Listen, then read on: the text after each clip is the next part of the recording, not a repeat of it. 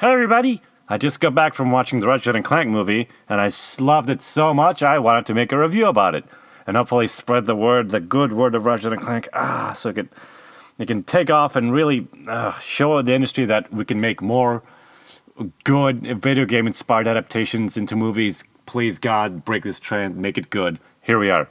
Okay, so this review is gonna have spoilers a lot. It's not gonna be like a full in-depth review or anything. It's just after movie thoughts, but there's gonna be spoilers, so shit, don't listen to it now. But it's just so you know, it's really good. Go see it, please go see it. Okay, here we go. So I've been a Ratchet and Clank fan. Actually, you know what? No, I've been an Insomniac Games fan, the company behind the series, ever since the Spyro the Dragon games back in the '90s. So shoot, maybe see, it's growing up. Like I distinctly remember the first game coming out around the time. So that was like, oh god, roughly a decade and a half ago. So going from there, from small beginnings, to seeing a full feature-length movie, not even like some crappy limited release, but I mean like a full release with lots of showtimes and days and whatnot.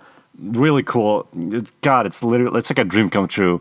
It's the kind of thing you would think, wow, wouldn't it be cool if they did this? And they did, and it's amazing. Ah, God, I'm so happy. I was just so damn happy. And I'm in my car because the people are still in my house right now. Okay, so as a movie, it's a 90-minute feature-length movie. It's a retelling of the original story. So it's not just a retelling of the original story. Like they changed some things here and there, and they have like the whole freaking franchise of like references to cram in there. So with 90 minutes, they couldn't really do much.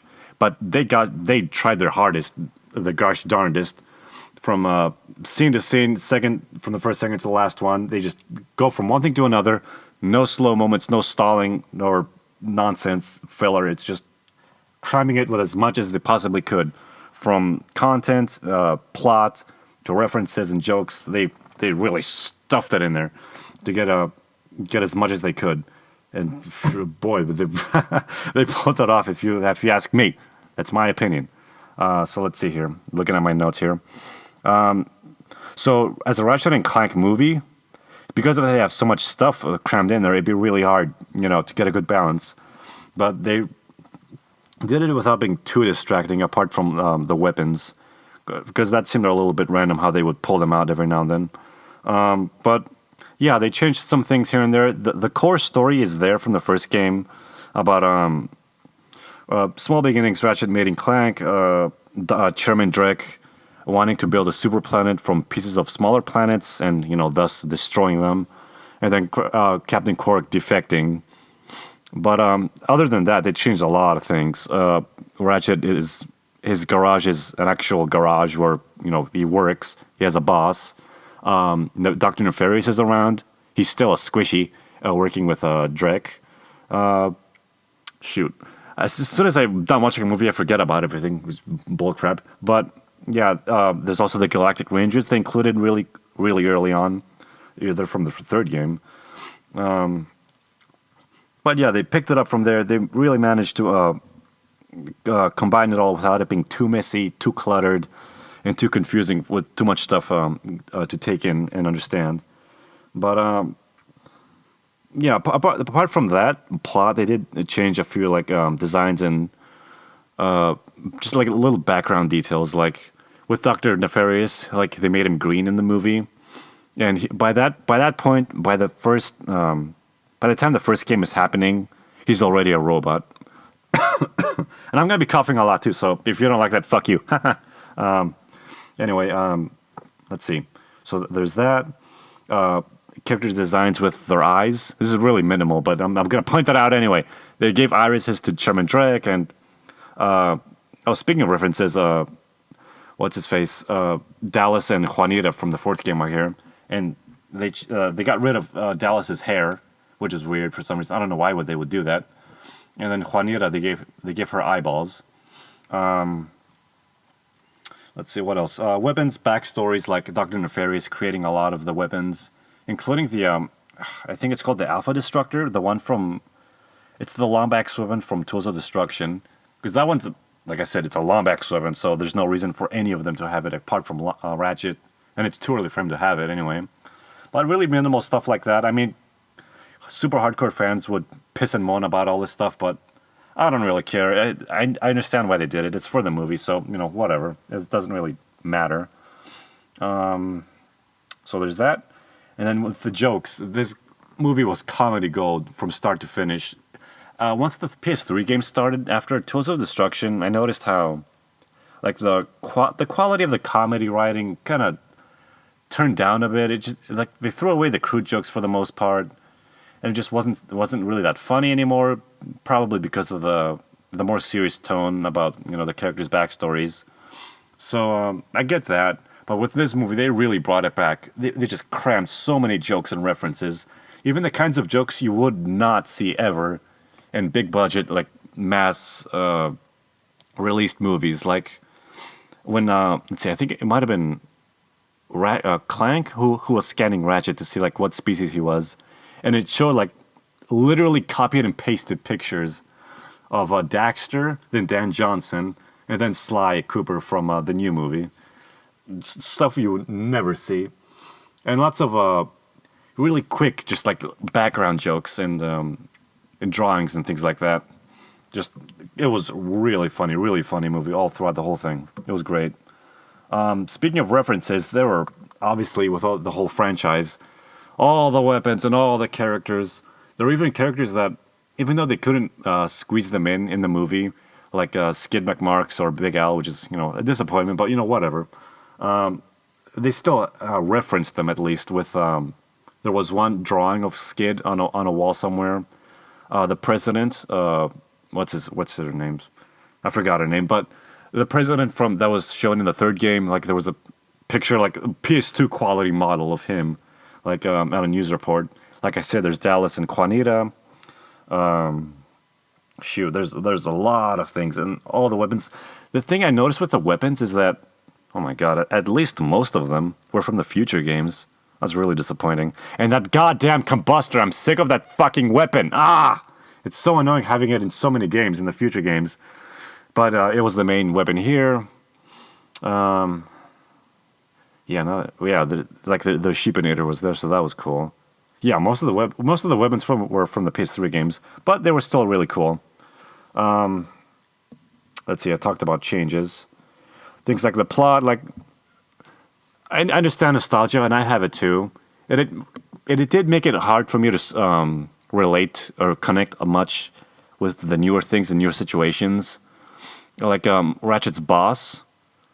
Like his character was more laid back and, like the fatherly, take care of you type kind of thing. So I understand that. But it just didn't connect with him. I couldn't connect with him that much. Like his character just didn't really stand out to me as much as it could have. But I'm not gonna be like the whiny person who's like, oh god, this is different. Oh, this is wrong. Blah blah blah blah blah. It's shut up. They're just doing it for the movie. And you know what? Insomniac Games is involved in this one, all right. As opposed to like other shitty adaptations like Dragon Ball Evolution, where there was like no connection whatsoever. So this was good. I'm okay with this because they know what they're doing.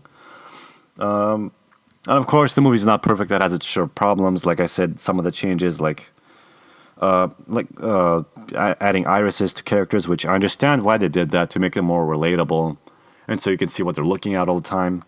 Some of the voice actors I noticed were different. Like, I'm not too sure about Dallas and Juanita. They sounded a little different. But Drek, definitely, his voice actor was different. It's not the original guy, which was really a bummer because his original voice actor really suited him. And his new one it's similar and it works, but it just doesn't have the impact of the original voice actor. It sounds really weak. It's not as deep, and it just, I don't know, it just didn't do it for me. Thank God they got the original voice actor for Dr. Nefarious. That guy is perfect. He's spot on, just the one. There was a species introduced in A Crack in Time in a jungle level in the very beginning, like the blue ones that with the purple noses or something like that. And they were really common in the movie. Like, I don't recall seeing any other species apart from them. It was really limited in the species that they showed. It was just them, the Blarg, and then some robots. And speaking of changes and problems, Drek's backstory, there was a moment towards the end where he gave his own like little sad past to. Goddamn computer, shut up.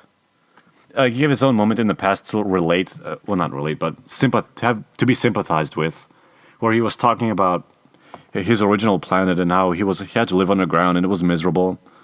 But they made it seem like his original planet was Planet Core 2, which that's wrong. His original planet is Planet Orxon, and if they used that, I feel like if they used that, it would have made more of an impact on the little speech he was making, because he was trying to be sympathetic, so you could relate to him more. That he had a really hard time, so he had a hard life growing up in this miserable planet, so he wanted to make a new planet for his species, even though that's complete bullshit too. Just so they would sympathize with him more. But for some reason, they went Planet Core 2, and that little part ended really quickly. So it just felt really loose. Another thing was Captain Quark's involvement with being tricked into working with Drek.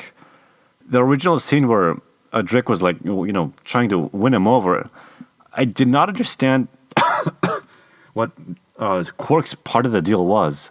Was his involvement just letting it happen, or sabotaging his crew? Or I didn't really understand what the hell he was around there for, apart from just letting things happen. That was really unclear to me, and it was distracting throughout the whole movie. Like I said before, the length of the movie, it's only 90 minutes, so they tried their best to put in as much as they possibly could, but of course that meant missing out on a lot of things, apart from the obvious, with guns and stuff like that, but also characters, and they only went to like 3 or 4 planets. That was kind of a bummer. They could have done so much more. But yeah, I'm really happy with what they did and what it managed to put in. So off the top of my head, that's all I can think of. It has its problems, sure, everything does, but it's such a good movie. Oh god! And it's not just nostalgia. I mean, it's a great movie overall. They did their best with what they could. They really set it up nicely. They even included Dr. Nefarious turning into a robot at the very end.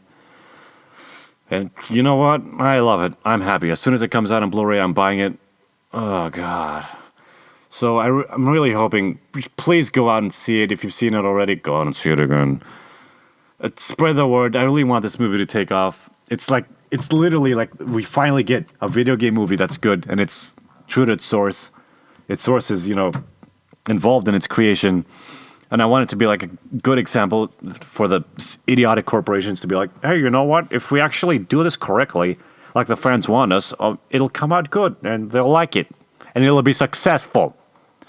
So please, God, I hope it takes off so they can finally make that Sly Cooper movie, because apparently it doesn't have a studio behind it. So that's doo-doo caca.